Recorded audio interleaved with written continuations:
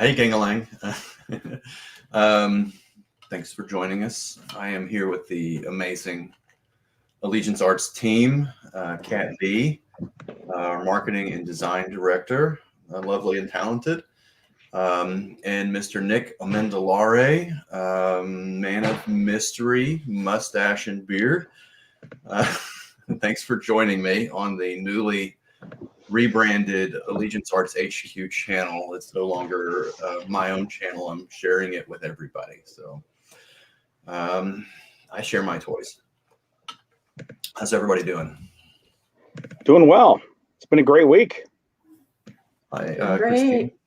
Christina's here. Christina, hi. How are Hey, you? Christina. Hello. Yeah, we love Christina. She keeps us in check in terms of proofreading, or else everything we print would go out with some mistakes, without a doubt.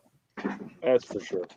Yeah. So what we're gonna do is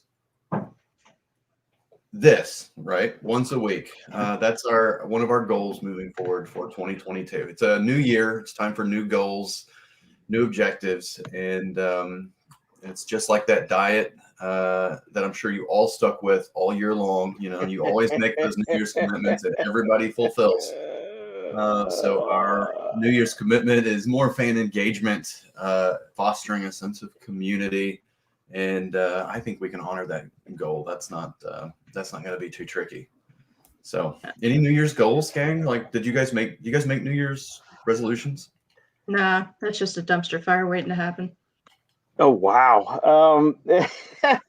Yeah, I don't. I try and maintain consistency throughout, and I like my exercise regime during the holidays. I let go, and so I went back on the wagon as it is, and but it's not a New Year's resolution.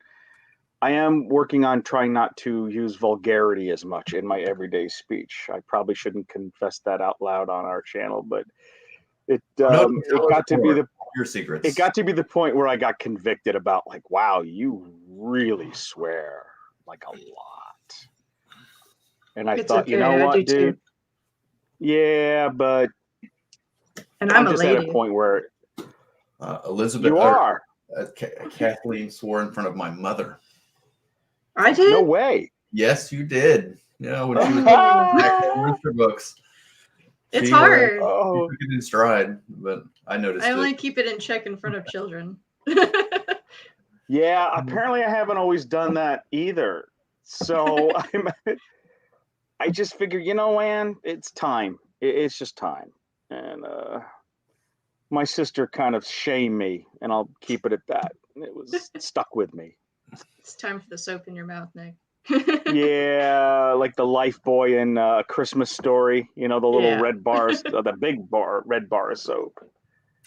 So we did have one cool present in our email box that I can't talk about. What can I say about that? We had some sketches turned in, but they're all top secret. But hopefully we'll tell more. We're buzzing over here because we got some really cool sketches from a cool. We can say it like this. We have in the works a guest artist who may be creating something special for the campaign, and that he may or may not be like a living legend as well. So, well, I think he is, from what I'm hearing. You've now narrowed the context down to at least one gender. Oh, I don't know about that. No, not necessarily. Not necessarily. I'm drawing blanks. On living legend or female artists. I know they're out there. Dang it, Kathleen. Now I look like a fool. Nick said he. It's his fault. I what? You said I he. said he. I did actually. I did say he. I think we can say that much without giving anything away. It's we want to do a lot of good. We want to do surprises this campaign and really bring it up to kick it up a notch. I like Christina Lynn's New Year's resolution. Pray more and worry less. Man, that's me right there. Yeah, I think that's a lot of people. So it hadn't been the easiest year for I think for just about anybody. So unless unless like I don't know, I don't want to go. I don't want to go there. Unless maybe I tell my hairdresser my haircut girl. I don't get my hair dressed. Elizabeth gets her hair dressed by the same girl. I get my hair cut. And she's always crushing it. And I'm like, if I have a child, and I hope we do, I am going to encourage them to either be a hairdresser or a lawyer, because no matter what, like they're always in business, always. So It's true. Anyway, I don't know where I got off on that team, but It's pretty reliable. Yeah. Pray more, worry less somehow. Pray more, worry less. Worry less is a great idea. And so is pray more. So there we go. We got Gerald Lang, who has left us a nice comment about the Saints. The Saints is a fantastic book in terms of story and art. I've enjoyed Norah's saga so far. Thank you very much, Gerald. We're actually going to talk a little bit about the Saints today. It's actually getting a round 2 on the Norah saga campaign. It's available as a perk and also as an add-on. So it's a fantastic book. We all enjoyed crafting it, producing it, and publishing that book and running the campaign for it. And Mike Barron is the writer for this. If everybody knows who Mike Barron is, he probably needs no introduction, but he's an Eisner Award-winning writer, Punisher, Nexus, The Badger, and a whole host of other things. And incredible art by Christian Rosado. So if you haven't checked that out, you can go to the Norah's Saga campaign, or you can, we've closed the Saints campaign, so it's officially closed.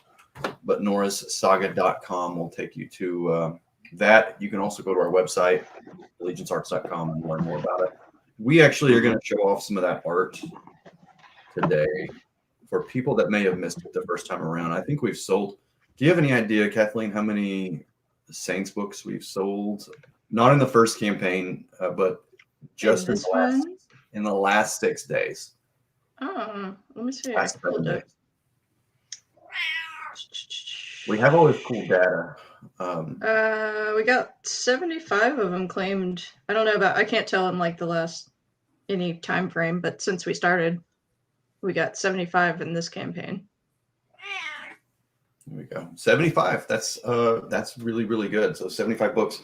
I'm going to actually have to go and count how many we actually have, because it's not like these are overprinted to at a really extreme degree. These are very limited things that we do. So I need to go count how many books we have, because we may actually have to pull that perk at some point during the campaign. I'm a little nervous about that. I don't want to leave myself with only 5 or 10 books. You can't have mine. They're locked up. You can't have them. How many do you have, and where do you keep them? I have just one, of course. Really? You only have one book? For real? No, I have more than that. I just don't want to tell you. You can't have them. My employees are stealing from me. I made the book. So Gerald says the Saints Sketchbook was a great add-on. Was the art done digitally or traditionally on the Saints? Thank you very much. We love doing the sketchbooks. We didn't do one for Norah because we're going to just put some cool stuff in the back of the book instead of doing a sketchbook. And we have some other cool things for that too. But was the art done digitally? Yes. Christian, I thought he does a little bit of both.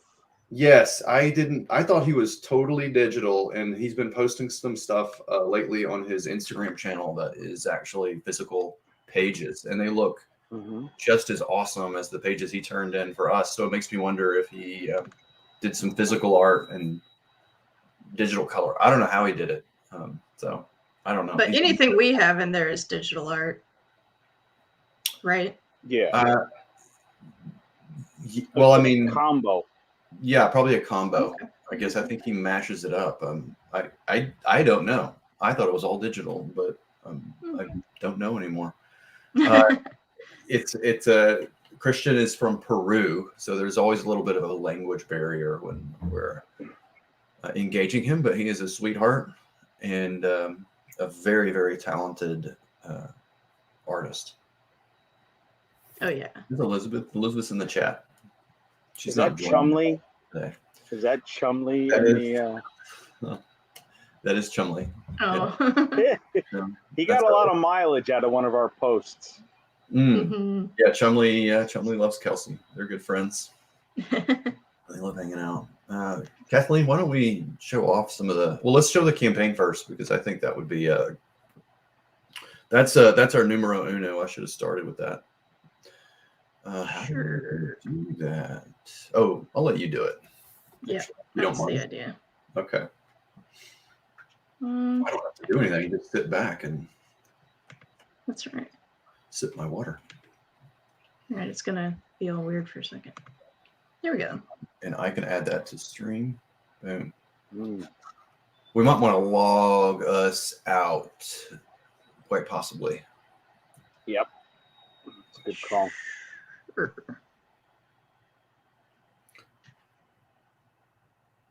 Boom.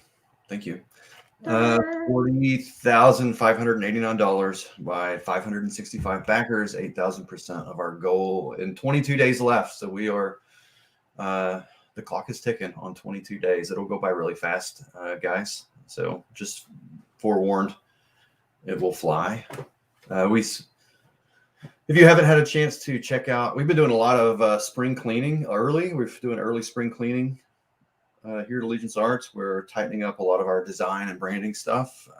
We spent a lot of time yesterday working on our mailers for people that have subscribed to AllegianceArts.com, and they look super fresh and clean. I love how it turned out. And so if you haven't done that, please do that. Just AllegianceArts.com. Be on our mailing list. That way we can notify you whenever we do this, whenever we have a new launch, whenever we have something cool and new, like new shirts. What else? Yeah, any new news? Any new news, articles, all that stuff. Yeah, please sign up. That'd be awesome. It helps us stay in touch with you. Man, look at that. I love the colors on that. Yeah, you like this one. Is this what you're talking about? That's the one I think just looks really sick. I love the grays. It's all very, very neutral with those hot tones in the background, and it looks completely lush. But if you actually color picked all those colors, they would look really muted, save for those really hot tones in the back. Anyway, Kelsey knows what he's doing. He's a smart cookie. Yeah, that one's lovely too. That is the Gadrock's Eye. Oh, I have actually have show and tell. Elizabeth made sure I had that. One of you guys. Here you go. Here. We'll come back to the campaign real quick. Yeah, let me get out of here. Yeah. Ta-da! Demon Slayer. That is our first test proof of the Demon Slayer shirt. Oh my gosh. First test proof. I don't know how to shut that off. It's probably someone calling to buy a T-shirt. Spam risk. I don't know anybody by that last name.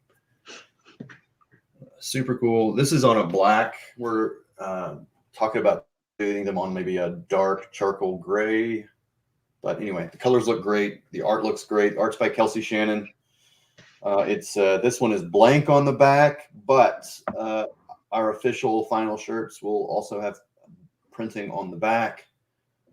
It'll look like a heavy metal tour T-shirt actually, with the song, the track list or the set list on the back, which will mirror or mimic the titles of each individual episode. And that's kind of an Easter egg. This is an Easter egg comes out of the book and actually becomes an item available for purchase, which is pretty cool. So you can wear an Easter egg from Norah Saga.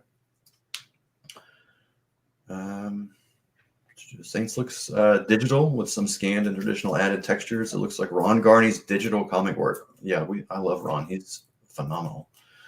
Loose yet tight. Yeah. Ron did or is he still working on, is Berserker out? Okay, so the singles are out, but the I think it's the hard covers and everything above. Things with like the metal casings aren't coming out still. I don't have mine. I'm still waiting. But some people will have the single editions and the soft cover trade paperbacks already. All right. So, but the singles hit first in comic book stores. Yep.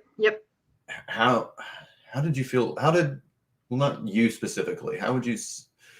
Because we took a little heat for doing something kind of similar one time. Not to dwell too much on that, but we course correct when we get critiques that are certainly valid. Listening to our customers, how did that go over with backers in general? Releasing that into the retail. Well, a lot of people are seeing that campaigns are suffering because of delays in materials. That's kind of their biggest reason for why the hardcovers and the metal cases haven't come out yet. So they went with the soft covers going to stores first or second after the single issues. Everybody knew the single issues were coming out. Oh, okay. So they were upfront about it on their deal. Right. So the singles were coming for sure. But then the trade paperbacks, the soft covers got shipped first because materials were available. So it just kind of left anyone above that tier level kind of bummed because, like I said, I don't have mine yet. So, but they send us the digital. They kind of update us regularly. So yeah, you don't feel completely out. Yeah, we actually did the same thing. We sent the digital when it was, it's wacky running a publishing company and a lot of curveballs. What do you want to talk about on Norah's saga? Oh, what happened? Oh, there I am. We're on crazy. Oh, it's on me. Yep. All you're sending us into the matrix there. Can we talk about the head sketches? Actually, that would be awesome. Let's show them off. I'm a huge fan of this perk. I think everyone, obviously the Demon Slayer t-shirt we're all excited about. But I'm actually a big fan of this one because, to be honest, of the rarity of it. We have a joke that, getting a Kelsey Shannon head sketch is like seeing a Loch Ness Monster, Bigfoot, or, spying a New York Giants winning season. It's that rare. And, you get the book, of course, a head sketch, a beautifully illustrated head sketch, and of course a signature with it. And head sketches are going for, on the average, $200 and above, depending on the artist. And we're offering it for $200 plus the book. I mean, it's not a chicly print. This is actually drawn inside the cover of the book. And maybe it's a little awkward to talk about value for money, but to be honest with you, I think there's high value in this perk, and particularly the rarity of it. I think this is going to be one of those missed out collectibles if people aren't watchful. I think I really believe that because Kelsey doesn't do head sketches. No, not that he's against it. He just doesn't. I don't know how many of these we've sold. Maybe 150. I don't know. They're going to be very, very happy. Kelsey can crank out an amazing head sketch. He's actually going to be recording a lot of that. Like he wants to make content out of it, so he's going to be coming up. Hopefully, I think he's going to be coming up here when we do fulfillment, driving up from Louisiana, or if not, I'll just drive down to the swamp and drag him out and bring him with me. But he's going to record them and make a bunch of videos off of these. I did the same thing with Red Rooster. It was a lot of fun, but it would be cool to do like a time-lapse video of basically him turning through like 150 or 200 head sketches. He'll be very tired, but I think he's a champ. He can do it. Right. Anyway, that's it's a great perk, and obviously I'm biased, but I think people should pop for it because they will definitely be thrilled when they open up that book. Yeah, it's a way of making your book totally unique, and of course they're also signed, and that perk comes with a host of other things too. So yeah, you get the postcards, of course the sticker, and of course the bookmark. Always do the bookmark and the sticker. That's our thing now. Yeah, it's a very handsome perk. It's a collect 'em all of sorts at this point. It really is, isn't it? Mm-hmm. Yeah, I feel like we're getting this campaign thing down, so we're having more fun. They're getting much easier. We're getting much better at like sourcing everything. We're building, over the last couple of years, built partnerships with printers and product people that that we can count on. So and communicate with, and they understand what our needs are and what our customers expect, and that's always really fun. So that helps a lot. Yeah, since being with the company, I've had a lot of firsts. I mean, many of your viewers might not know this is my first job as an editor-in-chief. My background is film and television. And so through the Saints, I came in the middle of the campaign, so I didn't have a ramp-up period. Mm-hmm. So I got to enjoy my first fulfillment. And actually ramping up a campaign and building it, the energy and the tension is like, oh my God, it's intense. It's like giving birth. And then you give birth to this campaign, and we, in less than 6 days, we hit $40,000. And sometimes it's difficult to enjoy those first moments because you're in the middle of it. But I'm still savoring this like a couple of days later. Well, actually, technically, it's a day later after the week period, and it's a little mind-boggling. This is like your fourth campaign, if I'm not correct, right? This will be my fourth campaign. Yeah, and Kathleen's fourth. Second. Well, you Running were there. Well, fulfilling several others. Would be your third. You weren't there Yeah. but so this will be your second. Kathleen has become a pro, as has Elizabeth, very much so. who is probably listening and in the chat. So we kind of when we did the Saints, we packed that sucker up in was it 3 days? Yeah, We like 2 or 3 days. Staged it. It was awesome. And everybody did their thing. Nick and I were packing books. Elizabeth's running data. Kathleen is making sure everything is organized. Sticky noting like a mad woman, going, this is this, and this goes with this, and this goes to this person. And as far as I know, I don't think I think that was an error-free campaign. I'm pretty sure. Or we're going to go with minimal. Very minimal. Well, no, in all fairness, we had a couple of issues that came from the printers. It had nothing to do with us. Right. So you can honestly say that we... So a couple of damaged books. 99% execution rate on a campaign, or 99% plus, which is really, really rare and awesome. So that means everybody did awesome. So congratulations. And on time, as promised. Yes, on time as promised. And that's sort of our driving deal here with Norah Saga as well. So Kelsey has some pages left to illustrate, but we already have part of our book laid out. Obviously, 4 issues are completely in the can. The 5th issue is colored and is just awaiting to be lettered. So really, it's a matter of mopping up the last issue and doing a little bit of what would you call it? InDesign work, putting the book together, the final. Yep. Basically stitching it up, making sure our spines are correct, and working with the printer on this and that to dial things in and to get it to print right. But we've built a lot of.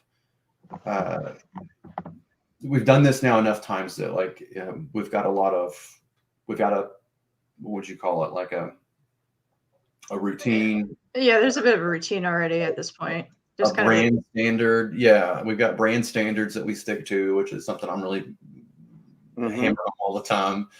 But it makes life easier, and it actually, I at least as a customer of lots of different things that I find cool, I like repetition and brand standards, but we focus on all that. Gerald has a comment. I think the key is just back and let the books come when they come, not expecting the books right away. You are partnering with the creators is the best mindset. Yeah, that's actually, it is crowdfunding. Like a crowdfunding website, if you go to Indiegogo or Kickstarter, they always have an about section, about what is this website, what do we do? And that's really what it is. You are essentially providing, we're handling a little bit different. We're handling this like pre-orders for a book, and but it's also crowdfunding. So it's kind of a weird. Yeah, some campaigns they're ready built, are ready for pre-order, and some campaigns they can't exactly promise that they're going to be able to deliver, but we're more in the category of pre-order, even as we're still building stuff, it's guaranteed you're getting it, right? Yeah, unless so lightning strikes and the seas rise and we're all homeless. I think it benefits everybody to be able to execute quickly and turn it around and be able to build the anticipation for another campaign or future releases or whatever the case may be, and get it done and get it finished and get it out, and not obviously dwell on it too long. But there's crowdfunding is there for someone's to make someone's big vision happen or their dream, and like some brilliant artist that might take himself a year and a half or herself a year and a half to do a book, but it really is like just a hot thing and you don't mind waiting. So long as what's difficult is especially if you don't have, this is just advice to crowdfunding people, having gone through it myself, and creators that want to do that. You always overestimate your ability to accomplish all these tasks, especially if you're by yourself.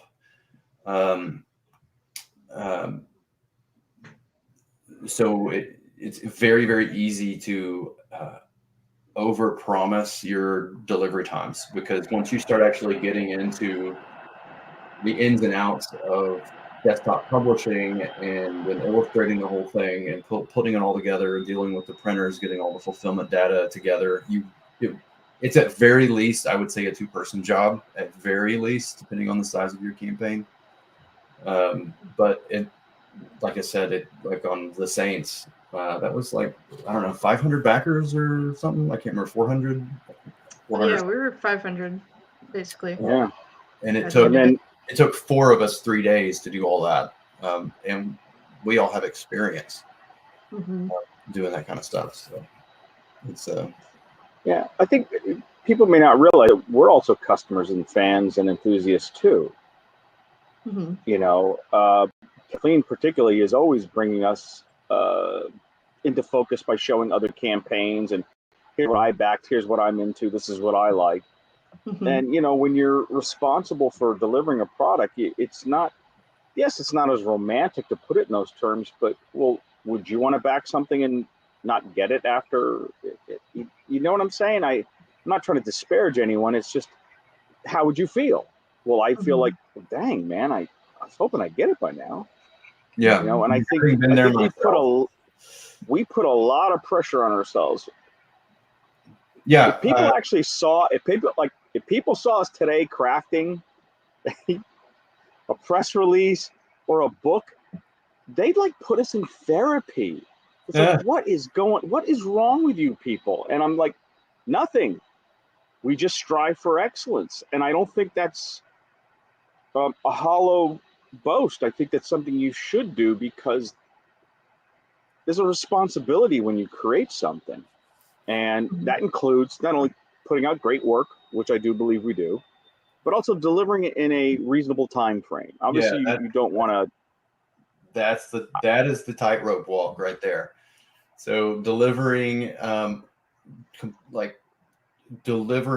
excellence, but delivering it at a reasonable time frame. So that is the tightrope walk. But the more you do it, and the more you get used to that, and the better, especially if you're surrounded by people that can help you, and like I'm lucky to have, but that always helps. But yeah. It's like it's hard on your first go. The old triangle. Do you want it good? You want it now? Yeah, it's fast, quality, and cheap. Yeah. That's the 3 pillars. Which one? You only get 2. Right. And I think doing the right thing costs something. Yeah, it's either going to cost you time or money or quality. Agreed. Alternacomics is a good method on how they use crowdfunding to publish their books quarterly. I saw that. I saw their last campaign, and I thought, well, that's really strange. It looks like they're using crowdfunding to pre-order their books, but I guess that's what it is. Quarterly and selling later directly from their website. So it's probably, yeah, that's a cool idea, actually. Now, I wonder if they give to the backers first, then sell it on their website, or the goal is to get it onto the website? That's a good question. I don't know how that works, but that would be interesting. You probably, takes Maybe the we should find out. that allows him to pay for the print run, and perhaps overprint for people that discover the books that they might love, so that he has overstock and then can sell them on his website. Nothing wrong with that. I mean, No. Figure out their method. So, and it's wonderful that so much experimentation is taking place on delivery of comic book entertainment. That's for sure. That's what we've done. What else? Can we look at some Saints stuff? Do you have any of that pulled up? Let's do some Saints. I've heard from more than a few people that they missed it like completely. I know I haven't been on YouTube in a while. That's probably part of the reason. I get that from the YouTube audience. But I think a lot of people now are hearing about it, and the book has been really well reviewed. Let's see. I'm trying to see what I have actually ready.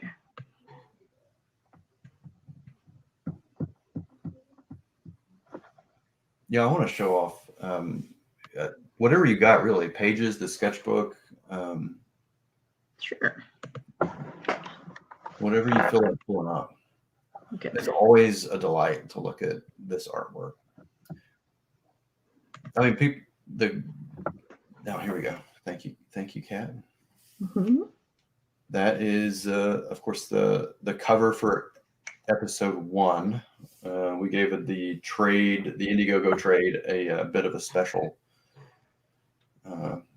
design, but that's the cover for episode 1. And what our plan is to get the first 2 episodes are finished on the Saints, and they're actually really beefy. Both of them were like 24 or 26 pages long. They're beefy comic book episodes, and then we're gonna release them. I think Kathleen is getting them ready to be put on the website and on Kindle. Is that right? Yep, they're starting to get there. Starting to get there. I guess we don't want to put a timetable on that quite yet, but just soon. And actually, go sign up for our mailing list, because as soon as we have them on the website and on Amazon Kindle, then we will be updating you. And that's at allegiancearts.com. It's super easy. Just go allegiancearts.com. It's right on the front page. Sign up. That way we can keep you up to date. So we'll start with the digital for that. And I'm very eager to re-engage Christian and keep moving this book forward. We have a script for all 6 episodes by Mike Barron, and it's awesome. And that's something I want to realize this year is the complete season 1 for the Saints, all 6 books. All 6, yes. All 6 books, and be able to offer a really, really cool package for this. Oh, I see. Well Read Comics is in the chat. Oh yeah. There they are. Looking forward to our Norah saga review on Sunday. Yeah, so I know, cool, right? Is it Kelsey and myself and Kat? Are you coming too? I'm not coming. Sorry. Okay. Oh, bad day for me.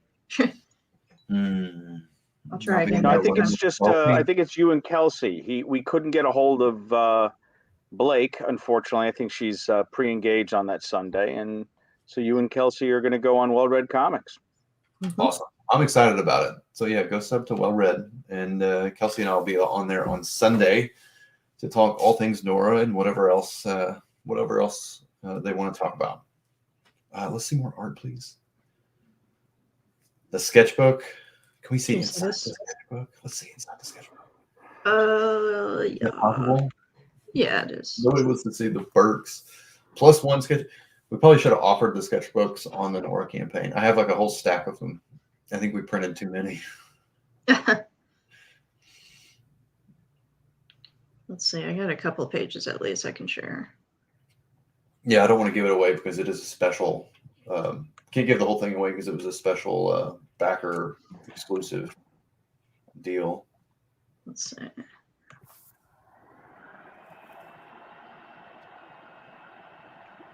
Yes, 9 p.m. Sunday does work. Okay. Yeah, I guess we've been real busy today. I didn't realize we hadn't got back with him. But yeah, 9 p.m. works. That's awesome. Thank you so much. I'm looking forward to it. Sorry about that. I thought I got back to you. Boom. All right. This is a cool one. Yeah, this is fun to talk about. This is like how this page showcases a whole team effort, which is really exciting. Can we zoom in a little bit? Yeah. Or can I get full screen? I can't make it No, that's good. full screen, but I can zoom in. Yeah, so that is the evolution of the logo design, or the masthead design, as we call it, for the Saints, and as well as our little sigil that we do. I guess everybody knows by now. That's like on brand for us. The little sigil that represents every title, and those were some of the iterations that we went through and settled on the all-seeing eye of Providence. Mm-hmm. Which is infinitely more recognizable than some of those other symbols, and just has more punch. I think we made the right decision ultimately for this. Mm-hmm. Yeah. Christina asked if the Saints is available in the Norah campaign, and yes, it is. It is. Yeah, Saints is available on Norah, and actually we've sold like 75 of them or something, which is quite a few. So a lot of people I think are seeing it for the first time, or they heard from backers that got it and received it and shared their enthusiasm, which we always appreciate. So if you have loved anything that we've produced or put out, or let us know, hashtag us or whatever, and we love to share that kind of stuff. And then that's the masthead design and iterations. I think there's some really cool ones in here. I don't know that any of these are particularly unworthy. Yeah, they just all had kind of different ideas going into them. Yeah. We just kind of unified what we had going on. Okay. What else can we share? Let's see. I've got the page with Mike and Christian on it. Yeah, that's fun. Mike had his dog. Kelsey has the cat. I know. We It's don't a have anyone requirement. with You have to have a reptiles. pet, I guess. Yeah, no one has any reptiles. Maybe I could find a turtle in the backyard or something that's running around. They can donate to the. Is it bad that you hate Canada, Nick? We hate I didn't Canada. know I hate Canada. We hate Canada so much we set one of our books there. What? I love Canada. Maybe he might be talking about the Walmarts in Canada didn't carry our Allegiance Arts books, and that's because they're on a different distribution. I love Canada so much. I have a beanie. Oh. I guess I don't. You I think that's what they mean. Canada so much you live in Florida, as far from Canada as you can get. But when I was a kid. We moved from Long Island to upstate New York, so close to Canada. You got near Watertown. Well, no, in all honesty, no, seriously, our local hockey team was the Montreal Canadiens. That's how close we were to Canada, and that is still my favorite hockey team, even more than the Rangers. So I love Canada. Anyone who's Canadian, they're all right. They're cool. I like I'm cool with Canada. Moose and elk and snow, and there's a lot of voice actors that work up there. Yeah, it is. It's good stuff. Hockey. Yeah. I saw a map of North America the other day. It was on a meme or whatever, and it said 50% of Canadians live below this red line, and it just cuts a line across. I don't know, whatever parallel, right on the. I don't know what it is, but it's around that Great Lakes region, right? So most of Canada, half of Canada, lives further south than like all of Maine, pretty much. Wow. That's So funny. I just thought that was interesting. I did not know that. The rest is infinite forests and ice and traditional people. Yeah, the Thousand Islands is some of the most beautiful area. Great fishing if you're into fishing. It's gorgeous. Mm. Lake Ontario. Mm, I feel like we have defended Canada enough. I think so. I don't know. They're cool with me. I'd love to get them more books. I'd love to get them no more kidding. books, actually. Ebenezer Scrooge read The Saints. This is not the ghost of Ebenezer Scrooge. This is the actual Ebenezer Scrooge. Him himself. I would like it's an honor. I would like to comment on that person's avatar. Kudos to you for Oh. choosing the 1951 version of A Christmas Carol with Alistair Sim, which is, in my opinion, the definitive, the most, and it's got a great cast other than Alistair Sim. You ready for this? George Cole plays the young Ebenezer, and flipping Patrick McNee from the Avengers was Jacob Marley when they were kids. There's like an amazing cast. It's like one of the best. And that's my nerd film stuff. No. and Take it away, Nick. You spin Nick up on film. He will. I know it's bad. It's bad. No, it's great. I love this movie. It's been a classic in our family for years. The way people watch a Christmas Story, we watch that version of A Christmas Carol. And I found a copy of it, and I bought like 2 of them, one for my mom, one for me, so that we always have one because they're just that amazing. Nice. David Finch, in a Jason previous Piper. life, I did costumes and theater production, and I got to do this one 2 times. So that was always a fun play. Yeah, that's cool. I'm impressed. Most people go for like the Michael Caine because of the Muppets, or Yep. the Patrick Stewart one or something. But to find someone who really digs the What about Scrooge 1951 version McDuck? is. Yeah, I think I've let that sort of hide in some recess of my brain. I'm sure it's a valiant effort because it's Disney, but that is Flux or yes, that is the only one. We have Porter of the Jim Carrey version. I didn't even know there was a Jim Carrey version. Oh, I didn't know there was a Jim Carrey version. Yeah, he was CGI'd up pretty heavily. That's right. It used to be pretty popular, and then it just kind of disappeared into the shadows. I don't know what the was that overall... the one that was on NBC? I don't know if it went to TV first or if it was like a movie. I thought it was a movie first. Wow. But there's definitely been plenty of TV versions too.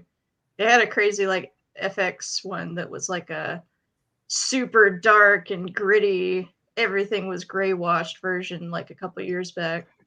Oh, Guy Pearce played Scrooge. I think that's the one. And they played with the casting and really changed the story where, I hate to say it, but it was really unrecognizable for the novel. But Guy Pearce is always good. He did an admirable job. There's a Henry Winkler version one, which I actually saw. I remember like second year of college maybe, and I'm going, what the heck? I couldn't, or maybe I saw it as a one of those reruns or something, but I just remember kind of just shaking my head going, wow. Mm-hmm. Mm. The Fonz as Ebenezer Scrooge. Hey. Somehow, is that real? No, that hey, never happened. Bob Cratchit. Bob Cratchit, don't make sure you come in the day after Christmas. Oh. Oh my gosh. I would watch that whole movie. No, he was just saying. he actually did an admirable job. He did not act like the Fonz. Actually, I love Henry Winkler. He's one of those actors I think that has made such an indelible impression upon people with one role they forget that he's actually got a lot more going on. Mm-hmm. He was actually in some really terrific movies like with Sly Stone, Lords of Flatbush and all that stuff. And before he became the Fonz, he had like there is. Of course, yeah. There is a version with George C. Scott that people really like. A fine actor.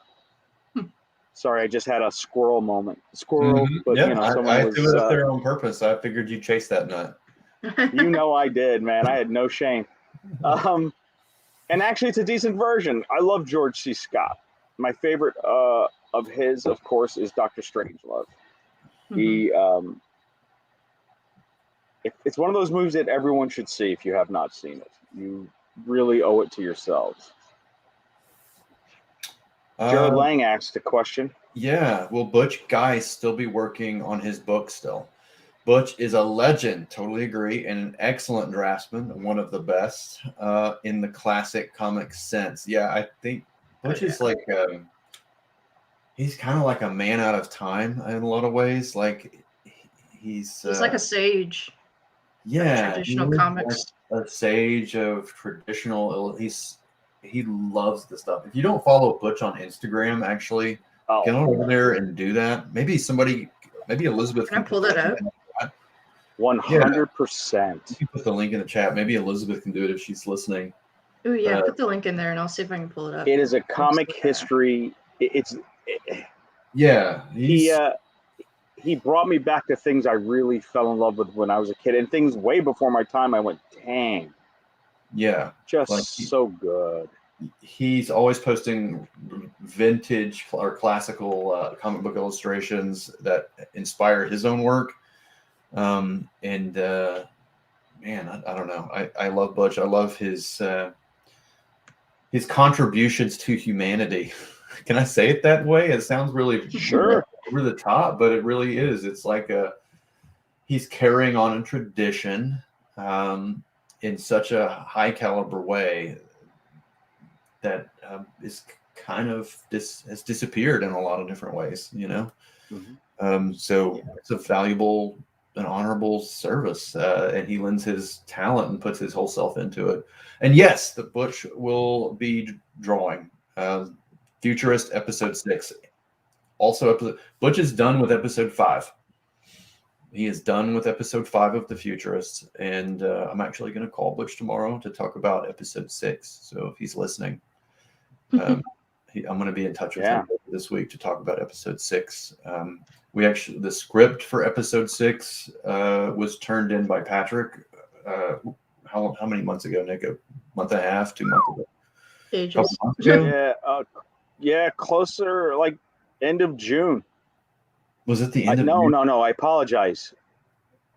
No, it wasn't. Honestly, guys, the days are bleeding to get. It was I want to say closer to September.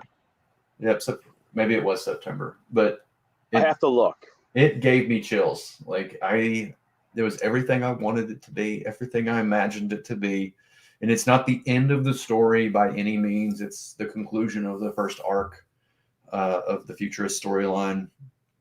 Butch has really leaned into this. He really cares about this project. He's added his own sort of flourishes here and there, but beyond that, he's like just really enthusiastic about the world that Patrick and I have created and the scripts that Patrick is delivering. Patrick too is both of us have a penchant for historical stuff, and Patrick really kind of has I would say a vintage style of writing in a lot of ways. It's very like not Chris Claremont level wordy, but it's a dense book. Like a lot happens. There's a lot of little details, and there's a lot of sweeping movements from panel to panel and page to page. I like to call that book an opera because of the size of the cast and the scale of the world that's being crafted, and the sense of theater, right? That goes on with it. Everything's very theatrical in the best way possible, I'd like to think. I think that's a good one. I viewed it. It took me a while to get into the story because it is so dense, to be honest. And I had to play catch up, because I wasn't there for the development. And over time, I realized, this is kind of like the Odyssey. Here's a guy who's on this quest. He runs into the most outrageous situations, and all he wants to do is get home. And the insurmountable odds he has to overcome just to get home. Yeah, and You he's know, trying to I clear know his I know name I'm too, you know. And yeah, he's it clears, and I know it seems like I'm reducing it, and that's not my intention. I found it on that level of great tales that stay with you. You know, once they latch on to you, they stay. And to Hmm. me, the futurist is I finally grasped it, and I Yeah, went, oh, this guy wants to get home, and he wants to clear his name. Okay, now I get it. Everything yeah, has a goal. It just took me a while to go, what's this guy want? And it's like, oh, duh. yes, It- yeah, and everybody has a huge arc in this, and there's a lot of different characters. So it really takes 6 issues for. I mean, we have a lot of fun in each episode, and there's conflict on every page. So that's one of our driving motive, like our driving. What would you call it? Just driving our modus operandi or driving force is like put conflict everywhere, like everywhere from panel to panel, page to page. Like if you're stuck, conflict. Can't figure it out, conflict. Doesn't feel right, conflict. Like just crank out more conflict, and that's one of the things that this book delivers on. As a way, especially of setting up such a large scale story that takes about 6 issues to really completely click into a place. Like the setup is big, but once you get it, then it's like, oh, okay, now I'm into these characters. I get them all. I know the world I'm in, and we can just go and have a blast from here on out. Mhm. he also has Butch also has beautiful cinematic references. I'm new to the company and I'm reading the Futurists, and in the opening, he's got this sort of an older, how would you describe? He is a sorcerer in a way, but he's this older That's the wizard, if you will. apothecary. The That's the apothecary. apothecary in episode 1. Yeah, he's Yeah, Harige's nemesis. This is Harige here in this. yeah. And he modeled him after Orson Welles in Chimes of Midnight. And I opened this up and I look at that one close up and I went, oh, I'm gonna love working with this guy. It was like I knew what it was, and I went, and I, you know, you don't want to be too encroaching when you start to work with someone. So I wait a little bit till I started to actually have interaction with him. I'm like, Butch, I just gotta know. I just gotta know. And then God bless him, because he's really a curator as much as an artist, Yeah, sent me this lengthy explanation. And I went, I dig this cat. This is gonna be really cool. yeah. He, He's a national treasure, to be honest.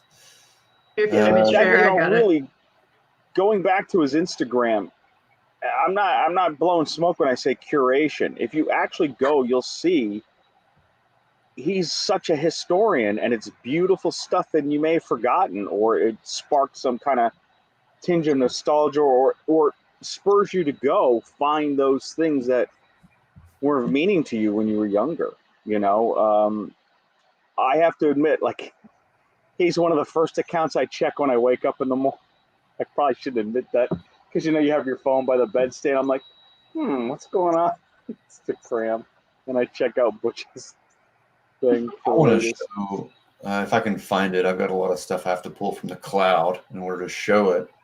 But I Yeah, want to I've show got off. that character that y'all are talking about pulled up. Yeah, please. Oh yes, thank you so much. Yep.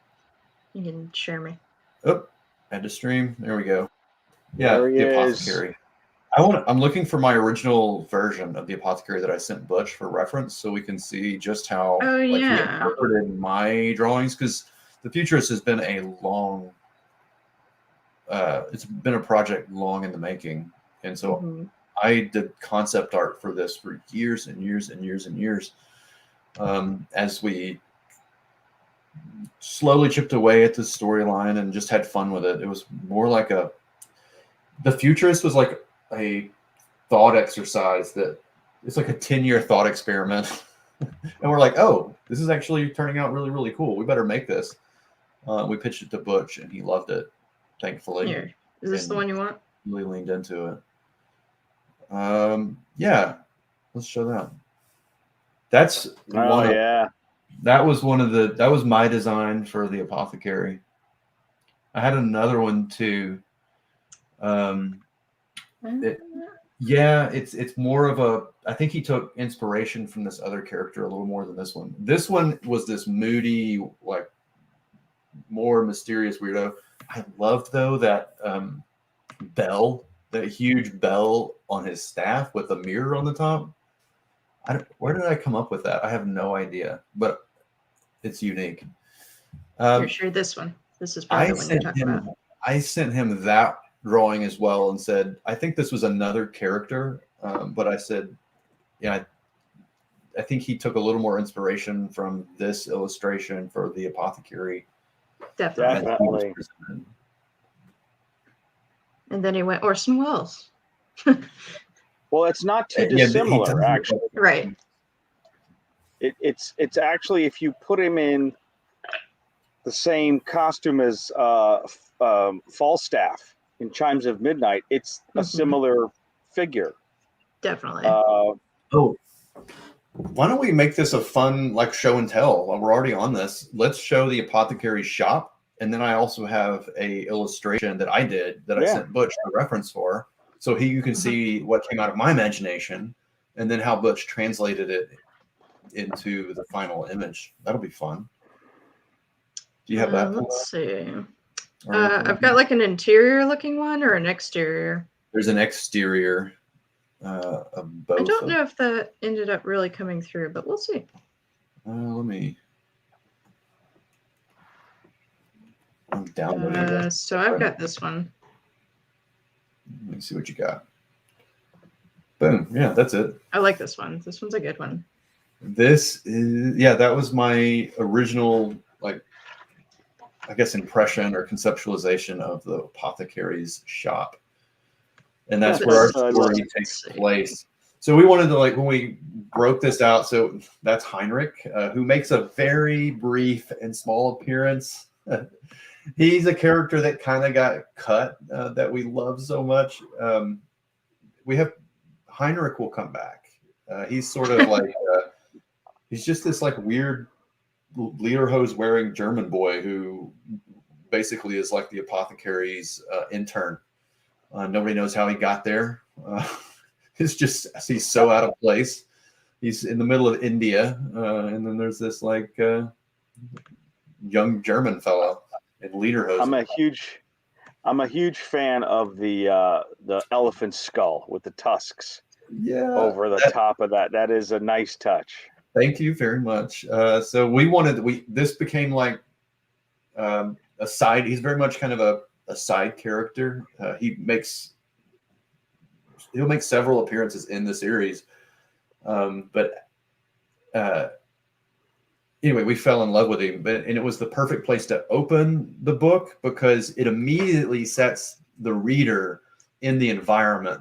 Like it sets the expectation for the reader in the setup. So he's not a main character. Gives you that occult flair, you know? Yes, he's not a main character, but we spend 7 pages or so setting up his introduction because he's more like the like at the beginning of a big play or a big opera, you might have a character who's not your main character come out in front of the curtain, right?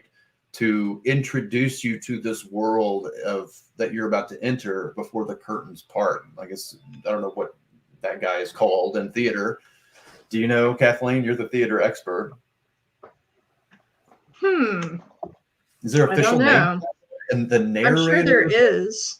Well, if they're part of the story, they're a narrator. If they're just like the person introducing, I don't know. We had a person that did that for sure.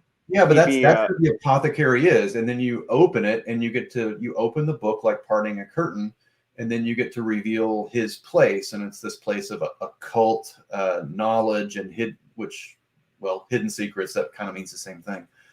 And magic and smoke and mirrors, right? That's a big thing about the book.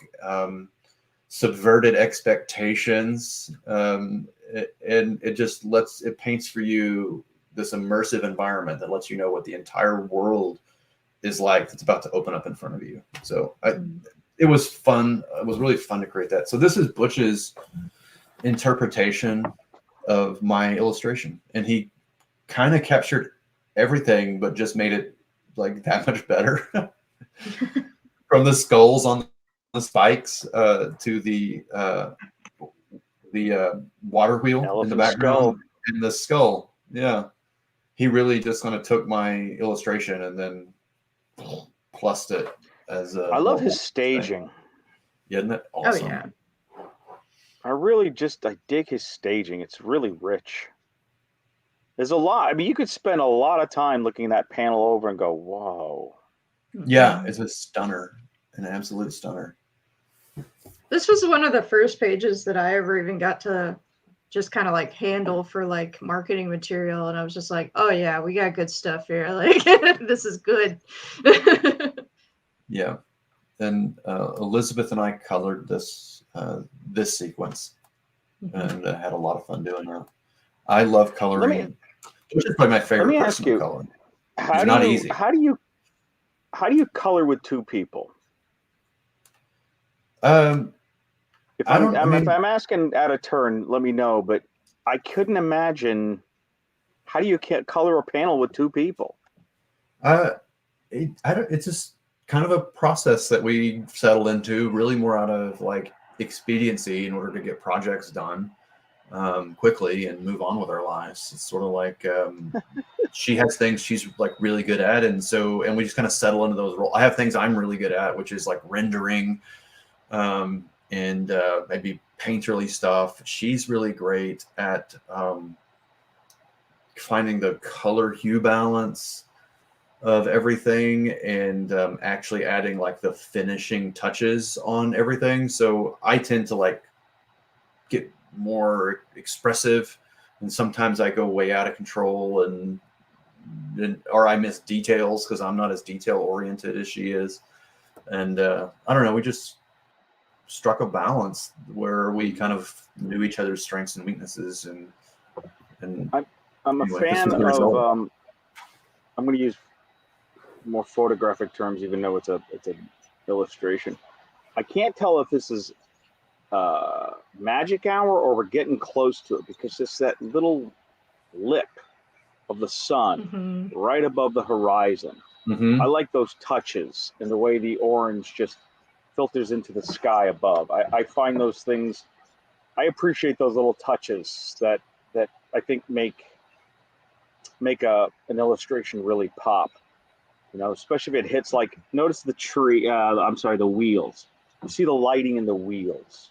You see it in what looks like maybe fog in the background where it's a little diffuse. I like the diffusion in the foreground. And how the brightness of the lamps is perfect to how the sun is going down. I appreciate those kind of touches, because whether it's just an innate sense or it's thought out, I think those really add to the experience for a reader. You know, it's very cinematic, and of course, you know, being, you know, a film geek, I appreciate the attention to detail, even how the light hits the foliage in the front. And I don't know, I'm nerding out, but that's I like it. We like to layer as part of our process, and you can see it in full display on this piece because Butch gave us so many amazing. This is the layers and the texture in this piece are really just out of this world. So he gives us a great canvas to paint on, right? So that being said, we like to layer warms and cools a lot, and it doesn't mean that a cool is necessarily a blue color always, right? A cool can just be it just has to be cooler than the color it's layered in front of. It could be a reddish color that's slightly cooler than an orange color that's in front of it, right? I mean, it's hard to explain really, but like once you start like layering warms and cools going back as it recedes into the image, it creates a really complex, like a complex color texture, I suppose. It's hard to explain, but if you look at our work or any of Elizabeth's work or any of the things we might have done together, you'll see that layering of warm and cool a way that a technique that we use to create a resonance, like a color resonance within each page, and also a sense of depth as well. So it's anyway. I'd need Elizabeth in here to really elaborate on that, like full steam. Yeah, she's fantastic at understanding color relationships and knowing that like you don't just use orange to show people orange, you're using, many different hues to create that feeling of orange and that warmth. Yeah, you're creating a feeling of a particular color rather than actually creating the color itself. Yeah, because if you just came in here with like hot oranges, it would be the most weird contrasting image you've ever looked at. Basically, it'd be kind of psychedelic looking. Well, yes. You have to understand lighting. Yeah, absolutely. Mm-hmm. I mean, if you think about it, the pencils. Black is the absence of light, so you need to understand lighting. Let's see. What are you going to share with us? I'm going to share the pencils and the inks of that same page. It's kind of a cool demonstration, essentially. Oh my gosh, when Butch turned that in, I was like, "Oh my God, you are really doing this! Like you are not shortchanging us on these pages. Like this is special." We were thrilled. Okay, yeah, that's the pencils. Mm-hmm.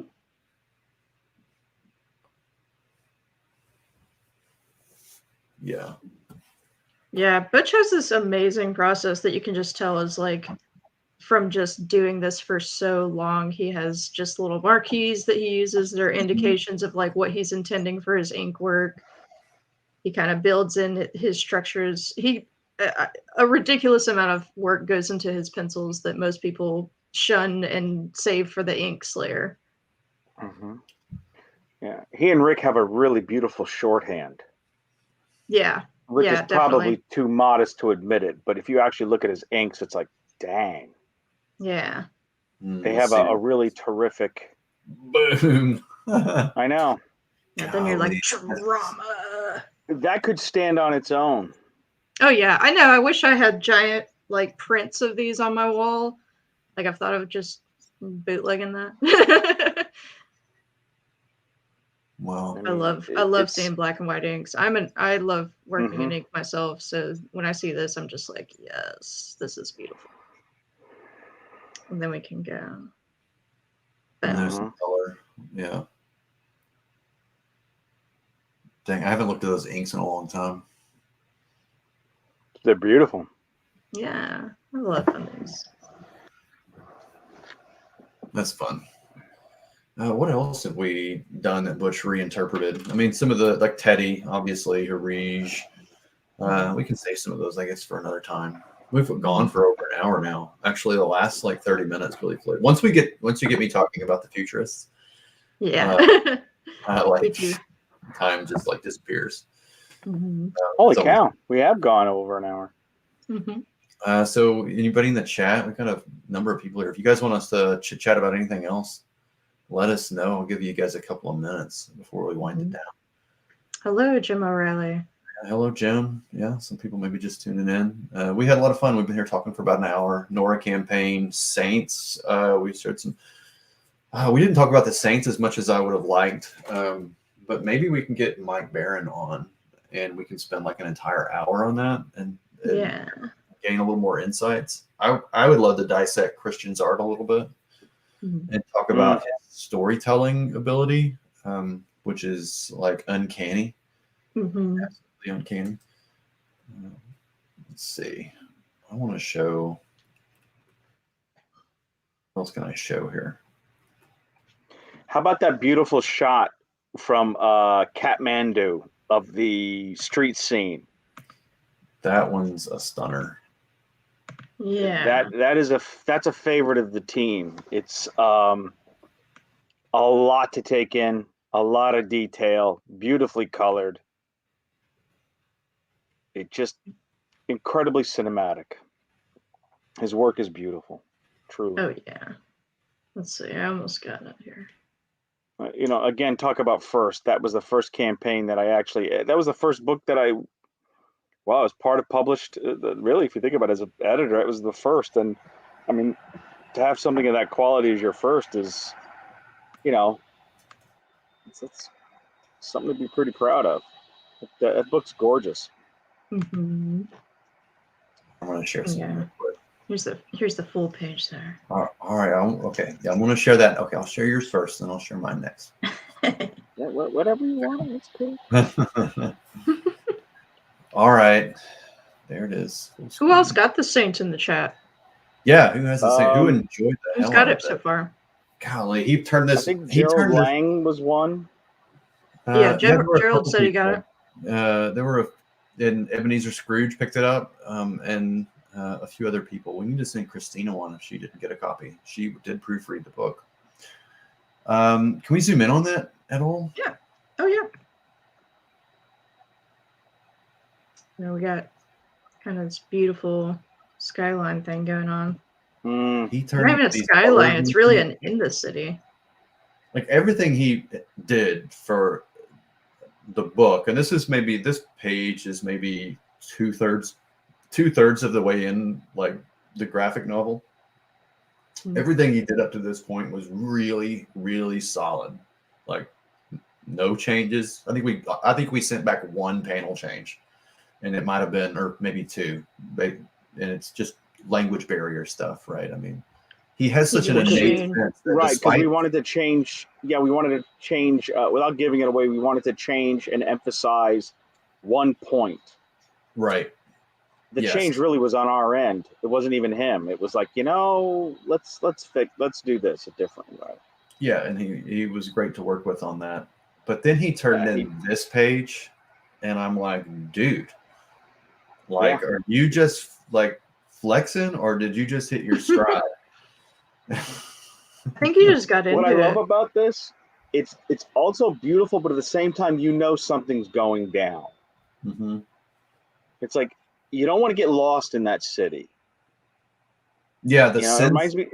It's such a narrow shot of a city, right? But it lends you the sense of like urbanized, oppressive, like claustrophobia environment because there's no sky. And then the contrast, that shot against his LaPointe in his truck on the excursion into the mountain range outside of Kathmandu, where it's totally open sky. It's that transition. That is a genius at work, like without a doubt. Yeah. I wonder if he kind of pulls that from like, where is he exactly? He's in Peru. Peru. Yeah. It's like there's kind of a wonderful contrast between countries like that, where you have these immensely crowded cities, and there's kind of a secret, not an underground, but like if you're a character like John Mark, you've got you know who to go to. You can kind of like crawl around at the low levels, but then you immediately go out of town and you have these giant open plains. GK picked it up along with Norah Saga. Thank you so much. I appreciate that. Thank you. I'm glad it's getting a second win. Looks amazing. Yeah. So, you will be thrilled. It kind of reminds me of that installment of the Hangover, where it's like the tag. That the constant theme is, well, Bangkok has him. Here it's like, yep, Kathmandu has him.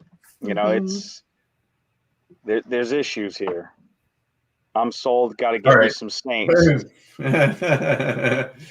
It didn't take Don't miss out, don't miss out, Jacob, because the amount, it's limited right now. We've sold a lot. It's limited. Yeah, they did move really quick once the Norah Saga took off, and after some people got like, well, first of all, we delivered on time, and not only that, like immediately we started getting this feedback, like, whoa, hey, this was an awesome surprise. Like it knew it looked cool, but like. Yeah, so that was a lot of fun. It was fun to, it wasn't like a huge campaign, and a part of that is because Christian, he's Peruvian artist. He doesn't have a huge name here. Like if we'd have gotten some huge name artist that like Butch Guice or Kelsey Shannon, the campaign would have been a lot better. But sometimes you just find these guys, and it's just like the name doesn't matter. It's like we're here to help you make your name. Just lend us your talents. Let us pay you. Please let us pay you and give you some exposure here in this market. And I think, yeah. Well, I just think this is so refreshing to see, like, this commitment of art level in a comic book. You know, we're kind of getting away from this nowadays with the mainstream, and this is a nice return to form in terms of like illustration in your comic books with a great story and a great character. And I think Christian's perfect for that. I mean, we couldn't have gotten any luckier on an artist. Yeah. Yeah, one of the commenters says that I'm a big fan of Jose Gonzalez's run on the classic Vampirella and of the 70s. There it And is. I think that Christian's work, there it is. Christian's work has that really killer retro vibe that another commenter said it's tight and yet loose at the same time. Yeah, And it's very very expressionistic. That's the exact word I was going to use. Very Yeah. expressionistic. No And, Cal art style here. I've heard of this CalArts thing. Cal Arts. Okay, I lived in LA for like close to 20 years. Cal Arts guys, and Tim Burton is a Cal Arts grad amongst many artists who filter into the film industry. And kind of like the USC and the AFI students, because LA is a factory town, you hire the local students, and the Cal Arts guys get a lot of work. But like any art form, it has cycles. And so, you know, when I was coming up, the art had a certain look. And as it progresses, now if you look at the Cal Arts style, it's not anime, not manga, it's almost Disney-esque. What is it, Kat? What is the how would you define it? You're the expert here. Oh, I don't. Good question. I guess it's basically, just I think it's all. It's dictated by like whatever's new and fresh in the art student's mind. Even that was kind of a thing. Even when I was in school, you could see like everybody kind of not hive minds, but everybody just looking at everyone else's artwork and going, "Ooh, that looks cool. Maybe I should start doing that." And then you start seeing a lot of art get replicated into the same aesthetic. And then you end up washing out yourself because now you're just part of what everyone else is doing. Yeah. So for a while there, everything looked Disney, that sort of Belle and Beauty and the Beast and Ichabod Crane. I mean, the She-Ra cartoon. Everyone had it. Yeah, Tumblr art. It's Tumblr art. Maybe that's the style. I didn't even know Tumblr still existed. To be honest, I had no idea. Oh yeah. Still kicking. Still world. Going. How about that? But yeah, the She-Ra cartoon, you know, it got very almost Steven Universe-y. A lot of that kind of art is definitely proliferated now. It's like, it's good and I like it. And I like it for certain shows and certain comic books even. Some of them have adopted that. Right. It just can't be everything. A lot of great talent. Some of my dearest friends came from Cal Arts. There's nothing wrong with Cal Arts, but it is a school of style, much like the Flemish school or the Venetian school or the aesthetic shows through, you know. Yeah, it's I wouldn't denigrate it as much, but when the commenter made the comment, I laughed because I knew immediately what he was talking about. So it is indeed a literal school of art. That's actually one of the things we talked about when we were setting this company up from the get-go. Is like, hey, we want kind of a house style, and it's a difficult thing to like commit to in a comic book necessarily, because especially we're working with so many different, and there's varied styles throughout. There's varied styles throughout all of the books that are being created here, from the Saints to Red Rooster and beyond. But it's a certain, well, we had a few things. We wanted every reader to pick it up, and every text balloon, everything that supported the reading experience in the book was uniform, right? So it's the same lettering font in every book, and it's the same letterer, and it's the same kind of balloon shape. And I was very specific. I want these balloon shapes. I want these balloons to be organic and not perfectly whatever. And I want them to match all the way across the book, and then all the way down to what Kathleen does in her role in the company, which is working in InDesign and doing book layout. We work a lot, especially in the beginning, to create a unified sort of product experience. Wouldn't you call that, Kathleen? Well, and I don't even think it goes quite so far, to sound like a limitation as much as it's kind of a bottom line standard that we set up for ourselves. Yeah, I want everybody to pick it up, and it both feels familiar and exciting and new at the same time. And yeah, it can go in all kinds of directions because between our titles you'll see a lot of different art, but you're seeing just kind of a certain level of quality and like a little more free artistic style, a little more expressionistic in most ways.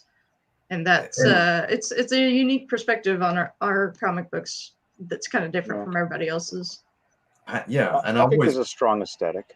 It's something I always like kind of wanted out of, because I don't know, I'm a stickler for those like kind of things, and it's something I always wanted out of comic books. Was a familiarity feeling, like I'm entering this unified universe aesthetic. I don't know, it's a hard thing to explain, I guess. Yeah, I mean, you want comic books that have a whole world developed behind them. Yeah. But also the other thing we tried to cultivate that everybody leaned into, which I greatly appreciate, was everybody is delivering their best work. And that sort of, in that I make myself honor that commitment too, because I create books, and and I'm the one leading the charge and like guiding this whole ship, and I want to set the bar for both the artists and the writers and the individuals that are working with us, which are you two, the two employees of Illusions Art, outside of Elizabeth, of course. But while all the art styles are very different, and the books actually span a number of genres, which is very intentional, there was no reason for us to commit to battling out with Marvel and DC in the superhero genre. So, but there is like an overall like standard of excellence that I think that at least everyone has really pushed. Everyone's really pushed themselves to like live up to that, and that honestly, as a I think that's really kind of our crowning achievement so far, to be quite honest. I know we've sold over 100,000 books and ran a number of successful crowdfunding campaigns and whatnot. But at the end of the day, the best thing that we've done is inspire every creator to deliver their highest level of work.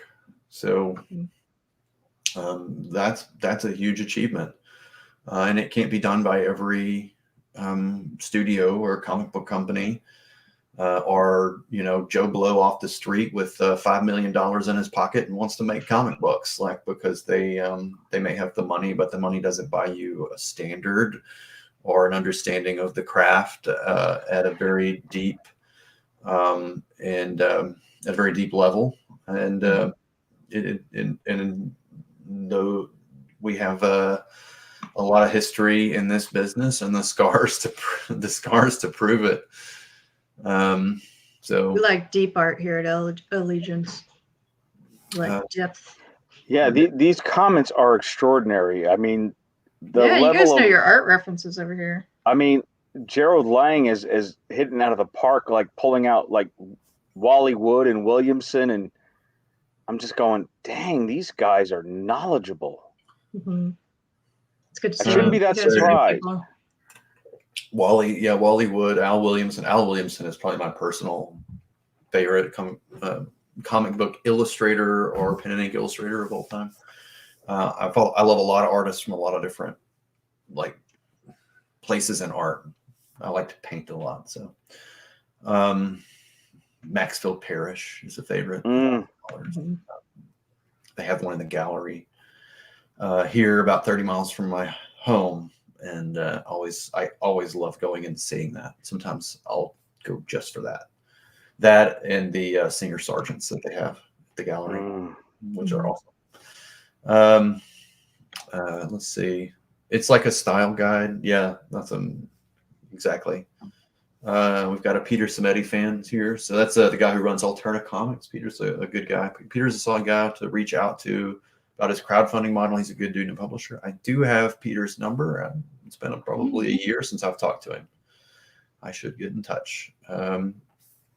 GK says, I'm no artist, but I like the themes of the books. Thank you very much. I love Red Rooster's painted look.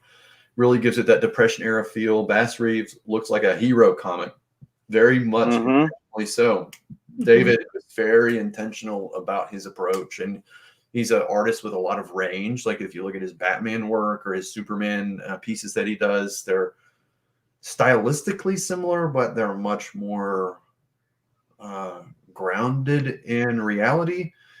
And it's interesting when he gets a book like Bass Reeves, which is much more about a real person than a Superman. Like, oh, well, obviously it's 1,000% more about a real person because he was a real person.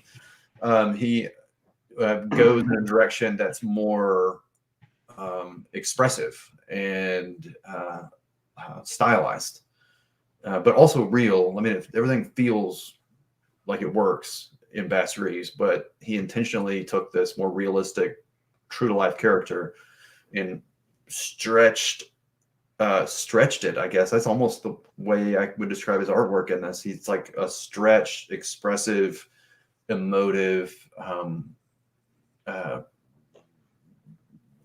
cartoony, but it just gives it a little more kind of expression and action. You know, he really does build the action into the visual of his character design.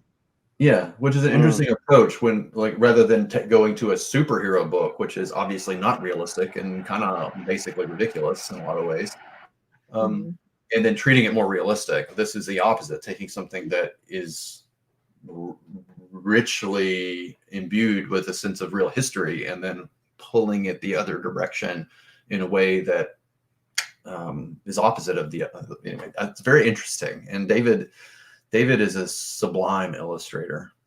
We'll have to get him on here. I would love to get David on here. Keith Morange says, you guys need to bring in Lee Weeks on something. I would love that. That would be great. Lee is actually a really good friend of ours. Elizabeth colors a good chunk of his covers still. And she is kind of retired from coloring, at least for the time being, but except for Red Rooster and in Lee Weeks. So that's yeah, I would love to see that happen. Thank you, Keith. Let's put those good vibes out in the universe and see what manifests. How about that? Let's all throw those vibes out there. The Shadow needs to come back. Yeah. What do you know anything about the Shadow, Nick? Yeah, actually, the Shadow, nerd alert, was Orson Welles, one of Orson Welles' radio programs. He was the voice of Lamont Cranston, and what evil lurks in the hearts of men. That was Orson Welles. And my dad, who is much older, of a previous generation, loved the Shadow. And of course, the Shadow comic books came out, but people may or may not remember that Alec Baldwin was in a film, The Shadow. I love that movie. Really beautifully done, but for some reason didn't get the traction. It's a bit of a cult hit and people love it. And I don't really understand why it didn't get the attention it deserved. John Lone plays the Heavy. It's beautifully done. Amazing cinematography. And the flippant art direction is off the chain. The sets are gorgeous, and it's just one of those movies. Like if it's on, I'll tell my dad, hey man, it's on. I watch that movie on TV like religiously if I can see it on. Yeah, it doesn't come on a lot. If you could find a copy of it or download it, even on iTunes, if even though that's not your thing, you should definitely do that. It's a fantastic. Yeah, it comes from that era of super. Well, they're not even supers really, but like nearly the hero comic / the avenging hero comic, like Batman style. But those are the movies that people forget exist, and they think that, you know, Marvel invented the superhero genre. But then you go back and look at The Shadow, and you go and look at you know, Blade and things like that, and you're like, yeah, look, we've been doing this for a long time. And they were way better back then because they treated them like movies and not just characters on a stick. Yeah, people like the who was the guy? He lived in the jungle. Tarzan. The Yeah, that Phantom. they're Tarzan. Oh, the Phantom. Yeah, Tarzan. The guy, you know, the jungle man. That they're What's Yeah, I jungle know his kids. name? People love that movie. But you know, the Phantom. Graham Nolan's favorite. He used to draw the Phantom. He loved the Phantom. Yeah, Red Yeah, Rooster Phantom's takes good. some inspiration from the Phantom in the sense that the character is like a man that has inherited a mantle that's passed through time and generation, and it goes way, way, way, way back in history. So that's where Red Rooster took a little inspiration from the Phantom. That's fun. Keith loves Al and Joe. Yeah, I agree. Love Joe Kubert. I have a 1969 copy of Enemy Ace downstairs that sits on my coffee table. And it kind of sometimes usually gets buried under other things or papers or books. But then every time I go to clean my coffee table, it's there. And I can flip through it. So every couple of months, you know, I rediscover it again and get to look at it. I know it should be in a bag and a board, but forget all that stuff. That's why you get 2 copies. Well, I don't have 2 copies of 1969 Joe Kubert Enemy Ace. Kathleen, You better go track it down on eBay. Maybe I should. What are you doing with your life? My grandfather scored me because I don't know what it is. My dad and my grandpa and myself were fans of World War I airplanes. And I don't know where my grandfather found this, but it was this older copy of Enemy Ace, Joe Kubert. And it's the one where the plane is crashed and there's that smoke and the Enemy Ace is standing there and he's got the gun. And my grandfather gave it to me and I'm like, oh my God. Yeah. And I was not a DC fan, but I loved Enemy Ace because of, well, the World War I aviation. Thank you, Friend Rear. Love it. Friend Rear Fire. He likes Red Rooster. Thank you so much. Heroic. I noticed because we got some new comments. Hotshot Baldwin. I'm way behind. It had Baldwin in it. That's too soon. Too soon, man. Allegedly. I'm an artist. I've studied friends. George Pratt. Oh, wow. Yeah, I follow George Pratt on Instagram. That's a great account he runs. Sienkiewicz. David Finch. David Finch has a YouTube channel. Do you guys know that? Oh, no. He has like 250,000 subs or 200,000 subs. Oh. Yeah, it's pretty awesome. Actually, you know, I think I accidentally saw his video. I didn't realize he had a channel, but I did see some videos of him. I've been lurking while doing some other things for the last hour, but I also got the Saints. Thank you, Gannon. Thank you very much. That rocks. Yeah, you guys, if you're looking for the Saints, it's on norahsaga.com. Yeah. Get it packaged with your Norah Saga Collection 1. Yeah, speaking of, we also hit like I think we're almost at $40,500. Oh. 40,500, which is awesome. I'm very excited. No, we're at 40,500, aren't we? Yeah, we're at 40,694. 694. 40,694. What did I post up here? Yeah, we're not far from 41K. 40,694. Yeah, I'd love to hit 41K today. That's sort of the goal. If we can lean in and push, and I know it's not going to happen consistently the same way every single day. Campaigns they go in like spits and spurts, right? You get, something hits. Maybe Kelsey makes a really cool video on his channel, and which he did, by the way. If you haven't seen Kelsey's new video, he's getting like 1,500 views on his Wolverine picture, and it's only been up for like a day or not even a day. So it goes in spits and spurts. But if we could raise $1,000 a day on this campaign, that would be huge. it would really lay a lot of great groundwork for Norah's Saga season 2, which you have to sell books to keep making more books. So one of the things that we Kathleen can attest to this because she's been with us the entire time. We make books, and when we make money, we make more books. So yeah. Oh, it's an cycle. Whatever comes in goes into the next books. Whatever goes in goes back out into, like, everything's on the table. So obviously we have to eat and pay ourselves and live, and so that has to happen.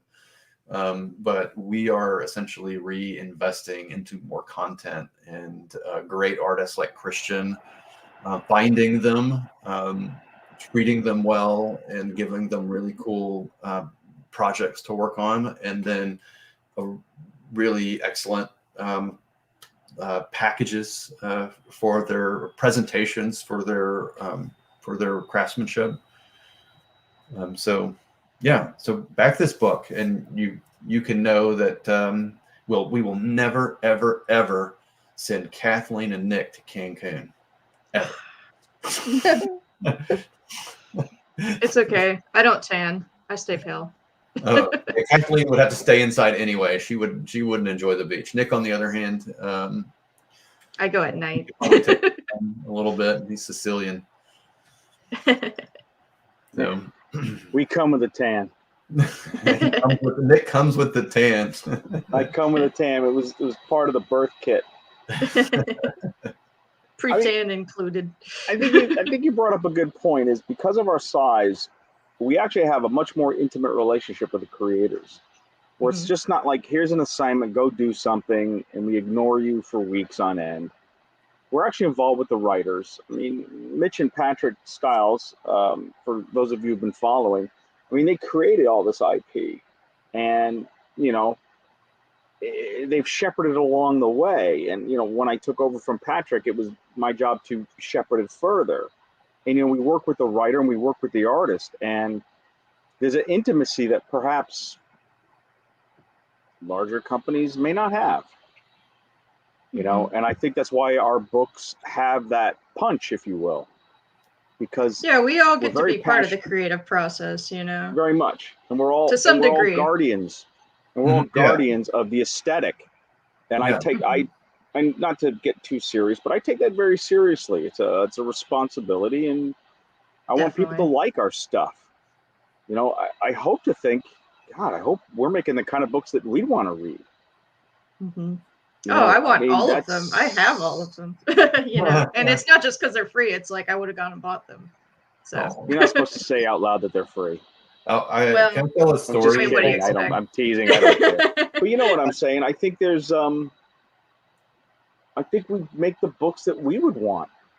Yeah. Yeah. Well, that's exactly what we're trying to do. Is we want to make the books that we would want to buy. And actually, I'm a really hard. I don't just buy any comic book. Like, I'm really particular about what books I buy, and because that's your hard-earned money, right? And like that Enemy Ace that sits on my coffee table and has for years, right? That's a book that costs what? I don't know, 50 cents maybe when it was brand new, if that. Probably not even that. Probably a quarter. If it was the 60s, it might have been 15 cents. Right. So at the most a quarter, probably. It's still on my coffee table. And that's the kind of experience I want to deliver to a comic book enthusiast, is like, it's just there. And 40 years from now, it can still be there. And it's a cool thing that can live in that space in your domicile, like along with your Life magazine and your iPad and your Nintendo controller or whatever else, the things that you find like in your living room. But it's a thing that has a sense of style and quality and timelessness to it. That's really what I want to achieve with a comic book. If it can live on somebody's coffee table 40 years from now, and then they could be talking about it like in a live stream like we are today about Joe Kubert, an enemy ace, then I would say that is a job well done. Mhm. I think any art form should stay with you. And I remember distinctly the first time I saw Captain America 111. I know everyone talks about this book, with the death of Captain America and by Steranko. And my older cousin Frankie had it. And I was up in my uncle's house, again, Watertown, New York. And I was alone. I guess the older folks were in the other room talking, how big families play cards or they're having dinner or whatever. I got a hold of this thing, and I just remember all the sound being sucked out of the room while I just looked at this art. And it's obviously stayed with me all these years. And I think, I don't want to say you should aim for that because it's a little self-introspective, but you hope that your work on some level has that impact where a kid remembers, yeah, man, I was at my Uncle Frank's house. Everyone was in the other room, and I remember reading, my cousin's copy of Captain America 111, or, pick a book that moved you. First time you open up The Watchmen or Sandman or Red Rooster. It's not, it's not what you read, it's how it impacted you. Right. Yeah, there's someone else that always has copies of Elementals from Bill Willingham from Comico. I'm gonna have to look that up because I don't know what that is. But I do know. I think they just made a movie out of it. Oh, really? The Eternals. No, that's the Eternals, right? That's the Eternals, yeah. The Elementals. I'm gonna have to look that up. That sounds cool. Ragaman Von Wallet is back, and he says he's always got good comments. This guy. He's on the bottom. I don't think. Am I allowed to click on this? I'll click on it. I think I'm in control of the clicking here. Yep, that's on you. I hate when they kill the heroes. I don't know. I mean, I'm on the first piece. Sometimes it's okay. Sometimes it's okay to kill a hero. This sacrifice is part of the role, depending on the archetype, I would say. Right? You just don't want to go willy-nilly killing all the heroes, I suppose. Well, if you're like Berserker, he just dies constantly and comes back. So it just depends on the mechanics of the Oh, world. yeah, I guess so. You can mechanic where they die and come back. Mm-hmm. Then of course bring him back later. Okay, so that's the qualifier. They kill the hero and then bring him back later. So I would say yes, I totally agree. Yeah, I think Ragaman's talking about kind of the trend in superhero in the mainstream today. Oh, we kill him off, now he's a new person, or oh, he magically came back, or they revived him. Several issues later, after you were supposed to be mourning and crying about it, it's like, we did Death of Superman years ago. We're all bulletproof to the idea. So we have an interesting situation. Well, this is a good segue for Red Rooster, actually. We have an interesting situation. So without spoiling too much, if you read Red Rooster episodes 1 through 3 or got the Golden Age trade paperback and got to the finale and read it, you will know there was an event that's sort of catastrophic, right? Where characters, you can reasonably assume some characters won't be returning for future episodes. But we ended in such a way that if they do come back in some strange or different or transformed way, or if they do return, depending on their manifestation, we left it open that it makes sense. Like the mechanic makes sense. So as you read more Red Roosters, you're not going to be like, oh man, they did that to that character, and then just like they suddenly, or whatever, right? So there's a plausibility to everything, and it just takes a little forethought. So that's why I guess if I go any further, I'll spoil stuff. So. No, yeah, like Ragaman points out again, Red Rooster is not the same because it's a title. So, like, if you know about Red Rooster, you know that the title, the mantle of Red Rooster gets passed down character to character. That's different. That's generational adoption of the title, as opposed to like, oh, we just we killed him off, and oh, you're supposed to cry about it, and then 3 issues later, he's magically back. The same, exactly. You know. That's a good comment, though. Really good point about killing off Superman. I mean, did you really, when you watched the movie, did you really think he was going to stay in that grave? No. Right. Exactly. It's the end of the franchise. Oh yeah. See, Gerald's talking about Fables. I like Fables. I've got Fables. I'm getting the omnibus of those right now. Yeah, Elizabeth got really into that for a while. Yeah. I have not read them, so. Oh, they're very good. I've read a lot of it. I haven't ever finished it, and I've read like the kind of short. They do kind of like one-off stories where they did like a Cinderella story, and I've read those. And then there's like a video game based on Wolf Among Us is like based on Fables, and I played those.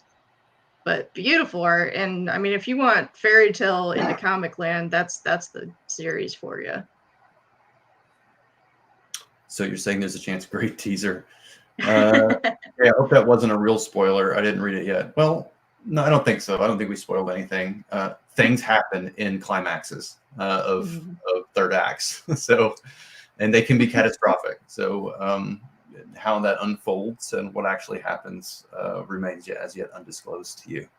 Yeah. So you should have a great reading experience and expect a thrilling finale. So that's the goal. I've spoiled it. We have a thrilling finale. Oh darn! Out of the bag. It's not a boring book. All right. The next 47 minutes went by really, really quickly. So we got to talk about all these things we love. I'm gonna wind it down he said he here, meant for my undead comment. I get it.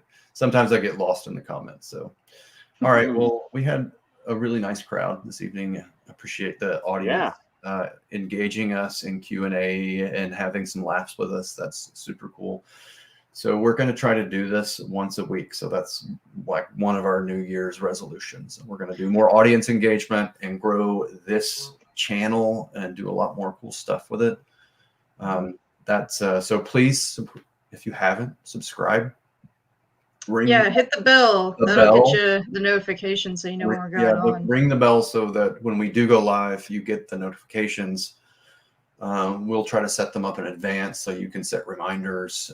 We will also we will put these out in our newsletters and let you know when we're going to be on next in the newsletter. So that's on allegiancearts.com. Sign up for the newsletter, ring the bell, and go back Norah's saga. It's had a great day today. And it's been a great campaign, and it will be. It's going to be fun. It's a beautiful, beautiful book.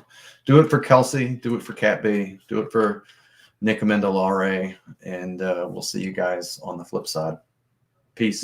Bye, everybody. Thanks a lot. Bye.